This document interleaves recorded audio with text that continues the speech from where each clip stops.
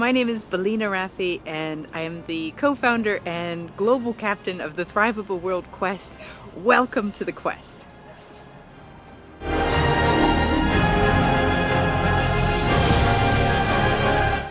I love the sound of thrive, and it really comes for me from survive, alive, thrive. It feels like a higher level where above survive, so there's fun, joy, and love in it. And so there have to be other people that we're all thriving together.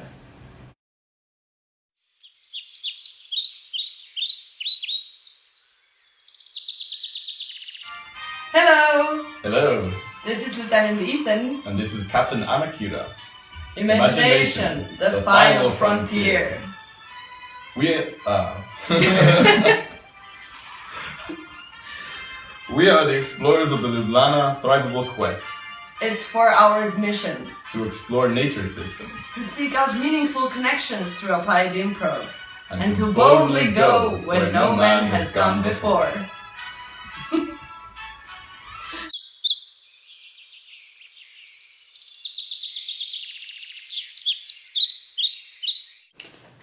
Hello Thrivable World Questers, my name is Niki Harre. I'm from the School of Psychology, the University of Auckland, which is in New Zealand.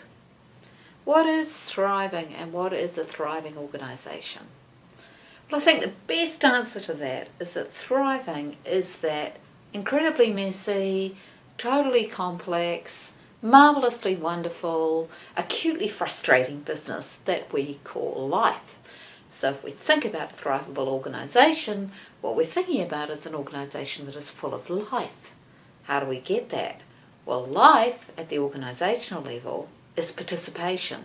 So what we're after when we're thinking about organisations thriving is organisations where people are bringing themselves to the party, where they are maximally involved in communicating with each other, of giving themselves heart and soul to this process of being together and creating whatever it is we are as an organisation. What we cannot do is give this over to bureaucracies, committees, great leaders and so on. We actually need to own this for ourselves. And unfortunately, I think it's quite difficult to do. It's difficult to do because we're used to handing over power to bureaucracies, great leaders, committees and so on. And because we actually need to have processes and strategies to make it work well. So I really advocate for organisations to think through how is it that we allow all voices to be heard, that we truly invite other people in, that we make sure that those who tend to dominate don't just ring through the place, silencing everyone else. And just as importantly, how do we make sure that that collective process of engaging with each other is what actually leads to the decisions that we make, so that people feel that this bringing of themselves, this infusing the place with life, actually results in an organisation that in some way reflects them, that has taken into account who they are in dialogue with everybody else. Good luck with your Thrivable Quest from Autumn here in New Zealand. So what is thrivability? Thrivability is about looking at and reimagining organizations as thriving living systems. So we're taking inspiration from thriving living systems and thriving people. And the only reason that we separate those two out is because people have psychology which is slightly different to a forest, for example.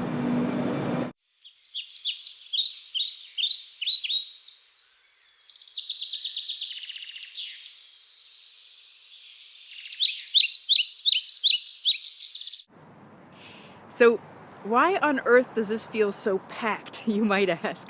One of the reasons is because we want people to explore these ideas not in a disconnected and analytical way in their heads, but in a real heart-focused and action-focused place. That's why we have many different activities, many different fast-moving things, so that we can stay in that state of intuition and knowing and just coming from the gut instead of disconnecting and going up in our head and being analytical. There's a lot of that. There's a beautiful space for that, but that's not what we're doing at the Quest.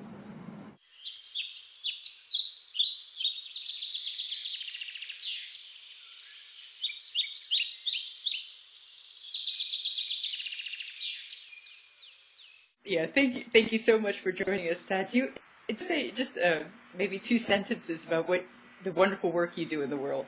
Oh, gosh. I have a business called marketingforhippies.com, and it's a blog, and I tour around doing workshops and online programs with hippies, helping them to figure out how to market their stuff better, so how to get more of the kind of clients they're looking for without doing things that feel gross or cost a fortune. Beautiful. I mean, a lot of my clients are service providers, coaches or holistic practitioners, permaculture people. And I think sometimes it's easier to look at sort of what gets in the way of the connection happening. Great. Okay. And I think one of the biggest things that gets in the way, and the reason that marketing feels so gross for so many people, is because there are so many agendas, hidden agendas in it.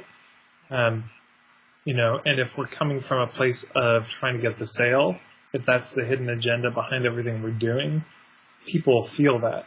Yes. So I feel like that's kind of the number one thing that kills it. And the sort of flip side of the agenda that can liberate is when we our agenda is just for the truth of if it's a fit. And that become, it's like there are 3 roles in marketing. The first role of marketing that's got to get their attention. Second role, that's got to establish quickly if it's a fit. And third, it's got to lower the risk of them taking the first step. And that's very different than an agenda to just get the sale. Yes. Yeah. So to me, that's the first thing.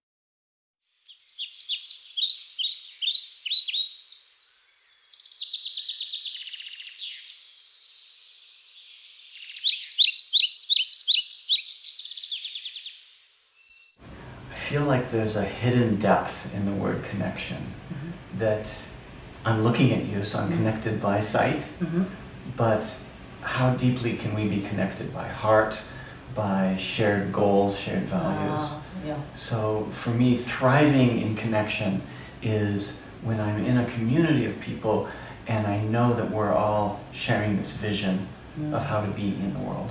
And they can be very different. It's not that everyone's thinking the same, but somehow there's a heart connection of sharing on a deeper level. So deep connection is really important. Totally agree with you. To me, it's like, we all share the kind of body parts in a huge, one living creature, the earth or, wherever. Yeah. And we are, connected somewhere, here and there. It's funny when you said we all share, you said it kind of slowly, so I heard we ocean. And it's exactly like the image I have, that we're all ocean. One ocean, and like fishes are part of the ocean, and seaweed, and all these different beings, but they're really all ocean, they're not separate. We are. Yeah.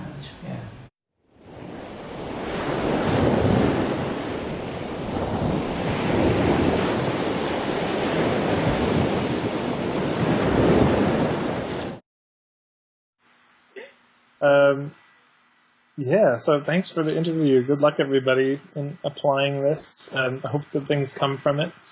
And and if you're interested to check out my stuff, you can go to marketingforhippies.com. And if you're interested in the whole niche conversation, you can check out nicheandspiral.com.